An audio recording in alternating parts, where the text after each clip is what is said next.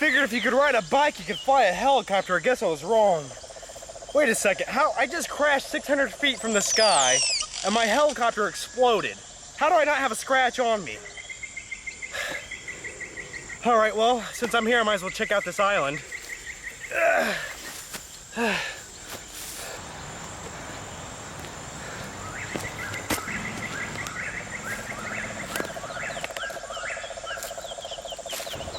Hello? Can anybody hear me?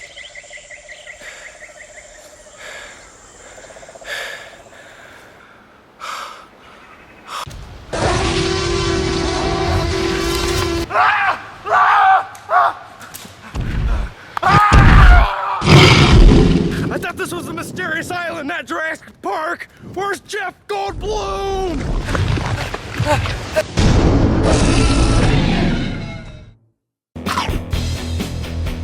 This is the sequel to Journey to the Center of the Earth, starring Brendan Fraser. Whatever happened to that guy? You know, you guys know what I'm talking about? The last time you seen Brendan Fraser was in like the tabloids, and he looked really bloated, and he was missing some of his hair. This movie stars The Rock, Josh Hutcherson, and Vanessa Hudgens. Anyways, this movie's about Josh Hutcherson, who receives a letter or a correspondence from his grandfather, played by Michael Caine, who has found this mysterious island out in the middle of the Pacific Ocean.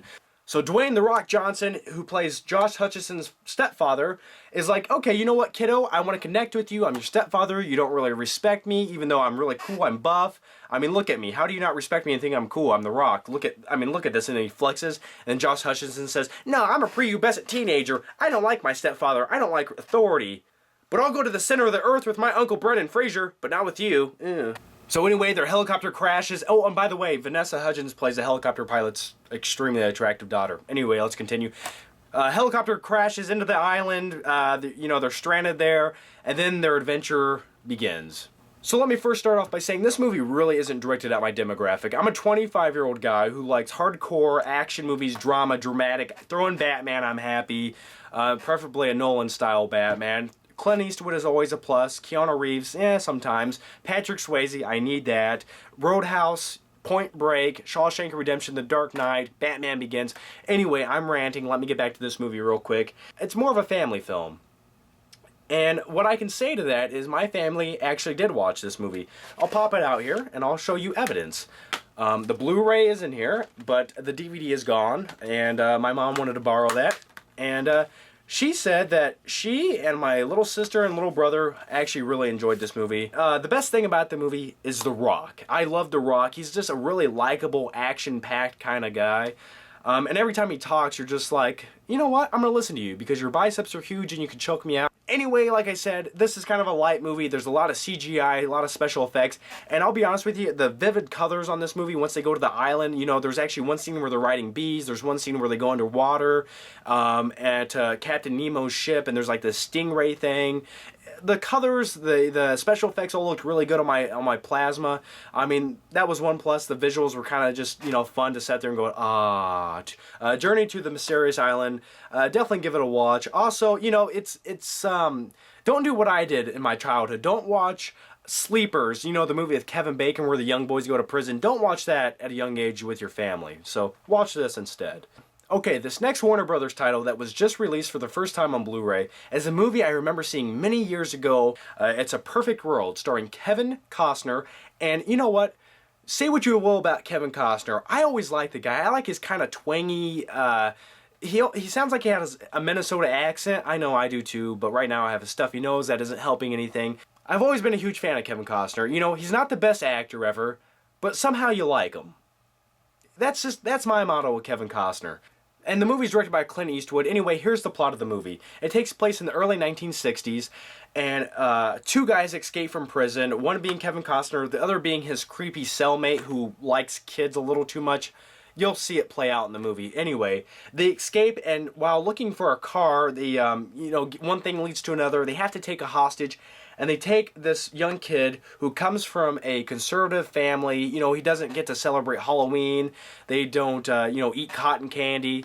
So these two actually become friends throughout the movie. And the best thing is, through Kevin Costner, this young boy kind of lives out all of his fantasies, everything he's never got to do. like, you know, go in a fast car or ride on top of it and pretend like it's a roller coaster.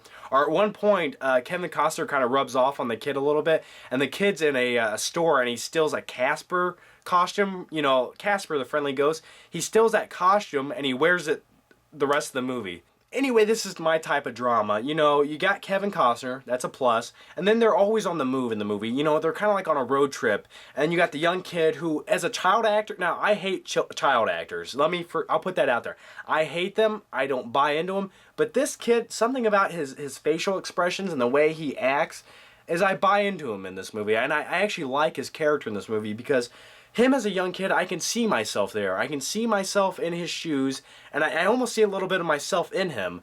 So anyway, I definitely recommend A Perfect World on Blu-ray. Please check this out. So speaking of Clint Eastwood, it's blood work.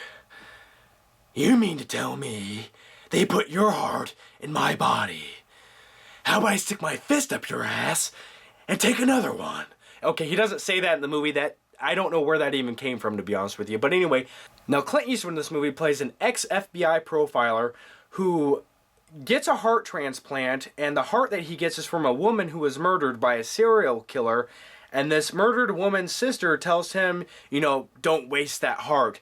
Go find this killer. And then the movie, you know, kind of goes on from there. Now, this is a serial killer movie that has a lot of twists and turns, and if you like that type of thing, you should like this movie.